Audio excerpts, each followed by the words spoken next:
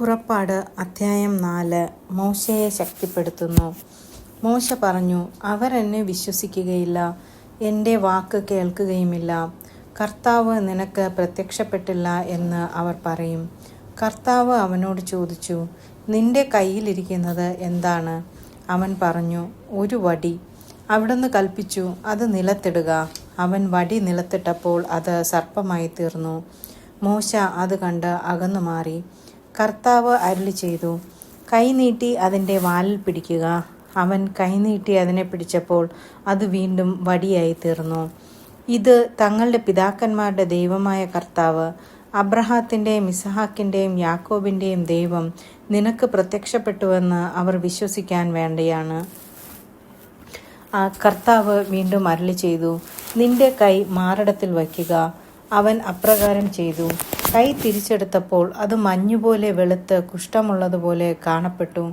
അവിടുന്ന് കൽപ്പിച്ചു, കൈ വീണ്ടും മാറിടത്തിൽ വയ്ക്കുക. അവൻ അപ്രകാരം ചെയ്തു. മാറിടത്തിൽ നിന്ന് കൈ തിരിച്ചെടുത്തപ്പോൾ അത് പൂർവ്വസ്ഥിതിയിലായി, ശരീരത്തിൻ്റെ മറ്റു ഭാഗങ്ങൾ പോലെ കാണപ്പെട്ടു. അവർ നിന്നെ വിശ്വസിക്കാതിരിക്കുകയും നിന്റെ ആദ്യത്തെ അടയാളത്തിൻ്റെ സാക്ഷ്യം സ്വീകരിക്കാതിരിക്കുകയും ചെയ്താൽ രണ്ടാമത്തേതിൻ്റെ സാക്ഷ്യം സ്വീകരിച്ചേക്കും. ഈ 2 അടയാളങ്ങളും അവർ വിശ്വസിക്കാതിരിക്കുകയും നിന്റെ സാക്ഷ്യം സ്വീകരിക്കാതിരിക്കുകയും ചെയ്യുന്ന പക്ഷം നീ നദിയിൽ നിന്ന് കുറെ വെള്ളമെടുത്ത് കരയിൽ ഒഴിക്കുക. നദിയിൽ നിന്ന് നീ എടുക്കുന്ന ജലം കരയിൽ രക്തമായി തീരും. അഹരോന്റെ നിയമനം. മോശ കർത്താവിനോട് പറഞ്ഞു, കർത്താവേ, ഞാൻ ഒരിക്കലും വാക്ചാതുരിയുള്ളവനായിരുന്നില്ല. അങ്ങ് ദാസനോട് സംസാരിച്ചതിന് ശേഷവും അങ്ങനെ തന്നെ. സംസാരിക്കുമ്പോൾ നാവിന് തടസ്സമുള്ളവനാണ് ഞാൻ. കർത്താവ് അവനോട് ചോദിച്ചു, ആരാണ് മനുഷ്യന് സംസാരശക്തി നൽകിയത്? ആരാണ് അവനെ മൂകനോ ബധിരനോ കാഴ്ചയുള്ളവനോ കുരുടനോ ആക്കുന്നത്? കർത്താവായ ഞാനല്ലേ. ആകയാൽ നീ പുറപ്പെടുക, സംസാരിക്കാൻ ഞാൻ നിന്നെ സഹായിക്കും. നീ പറയേണ്ടതെന്തെന്ന് ഞാൻ പഠിപ്പിച്ചു തരും. എന്നാൽ അവൻ അപേക്ഷിച്ചു, കർത്താവെ, ദയവു ചെയ്ത് മറ്റാരെങ്കിലും അയക്കണമേ. അപ്പോൾ കർത്താവ് മോശയോട് കോപിച്ചു പറഞ്ഞു, നിനക്ക് ലേവ്യനായ അഹരോൻ എന്നൊരു സഹോദരനുണ്ടല്ലോ. അവൻ നന്നായി സംസാരിക്കുമെന്ന് എനിക്കറിയാം. ഇതാ, അവൻ നിന്നെ കാണാൻ വരുന്നു. നിന്നെ കാണുമ്പോൾ അവൻ സന്തോഷിക്കും. പറയേണ്ട വാക്കുകൾ നീ അവന് പറഞ്ഞു കൊടുക്കുക. ഞാൻ നിന്റെയും അവൻ്റെയും നാവിനെ ശക്തിപ്പെടുത്തും. നിങ്ങൾ ചെയ്യേണ്ടത് നിങ്ങൾക്ക് ഞാൻ പഠിപ്പിച്ചു തരികയും ചെയ്യും. അവൻ നിനക്ക് പകരം ജനത്തോട് സംസാരിക്കും. അവൻ നിന്റെ വക്താവായിരിക്കും. നീ അവന് ദൈവത്തെപ്പോലെയും. ഈ വടി കയ്യിലെടുത്തു കൊള്ളുക. നീ അതുകൊണ്ട് അത്ഭുതങ്ങൾ പ്രവർത്തിക്കും. മോശ ഈജിപ്തിലേക്ക്.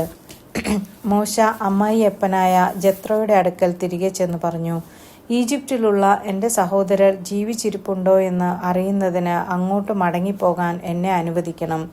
ജത്രോ പറഞ്ഞു, നീ സമാധാനത്തോടെ പോവുക. മിദിയാനിൽ വെച്ച് കർത്താവ് മോശയോട് പറഞ്ഞു, നീ ഈജിപ്തിലേക്ക് മടങ്ങിപ്പോവുക. നിന്നെ കൊല്ലാൻ കാത്തിരുന്നവർ മരിച്ചു കഴിഞ്ഞു. മോശ ഭാര്യയെയും പുത്രന്മാരെയും കഴുതപ്പുറത്ത് കയറ്റി ഈജിപ്തിലേക്ക് തിരിച്ചു. അവൻ ദൈവത്തിൻ്റെ വടിയും കയ്യിലെടുത്തു. കർത്താവ് മോശയോട് പറഞ്ഞു, നീ ഈജിപ്തിലേക്ക് മടങ്ങുകയാണ്. അവിടെ എത്തുമ്പോൾ ഞാൻ നിനക്ക് വശമാക്കി തന്നിരിക്കുന്ന അത്ഭുതങ്ങൾ ഫറവോയുടെ സാന്നിധ്യത്തിൽ പ്രവർത്തിക്കണം. എന്നാൽ ഞാൻ അവനെ കഠിനചിത്തനാക്കും. അവൻ ജനത്തെ വിട്ടയക്കുകയില്ല. നീ ഫറവോയോട് പറയണം, കർത്താവ് പറയുന്നു, ഇസ്രായേൽ എൻ്റെ പുത്രനാണ്, എൻ്റെ ആദ്യജാതൻ. ഞാൻ നിന്നോട് ആജ്ഞാപിക്കുന്നു, എന്നെ ആരാധിക്കാൻ വേണ്ടി എൻ്റെ പുത്രനെ വിട്ടയക്കുക. നീ അവനെ വിട്ടയക്കുന്നില്ലെങ്കിൽ നിന്റെ പുത്രനെ, നിന്റെ ആദ്യജാതനെ തന്നെ ഞാൻ വധിക്കും.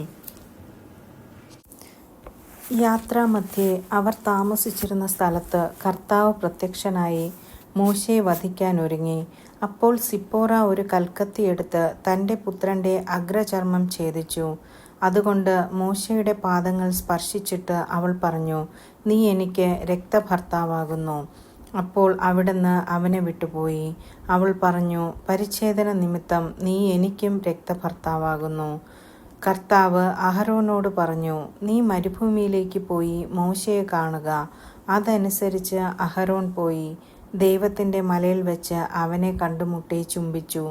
തന്നെ അയച്ച കർത്താവിൻ്റെ തന്നെ അയച്ച കർത്താവ് കൽപ്പിച്ച എല്ലാ കാര്യങ്ങളും താൻ പ്രവർത്തിക്കണമെന്ന് അവിടുന്ന് ഭരമേൽപ്പിച്ച അടയാളങ്ങളും മോശ അഹരോനോട് വിവരിച്ചു പറഞ്ഞു.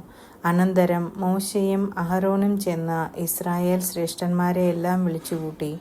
കർത്താവ് മോശയോട് പറഞ്ഞ കാര്യങ്ങളെല്ലാം അഹരോൻ ജനത്തോട് വിവരിക്കുകയും അവരുടെ മുൻപിൽ അടയാളങ്ങൾ പ്രവർത്തിക്കുകയും ചെയ്തു. ജനം വിശ്വസിച്ചു. കർത്താവ് ഇസ്രായേൽ മക്കളെ സന്ദർശിക്കുന്നുവെന്നും അവരുടെ കഷ്ടതകൾ കണ്ടിരിക്കുന്നുവെന്നും കേട്ടപ്പോൾ അവർ തലകുനിച്ച് അവിടുത്തെ ആരാധിച്ചു. ആമേൻ.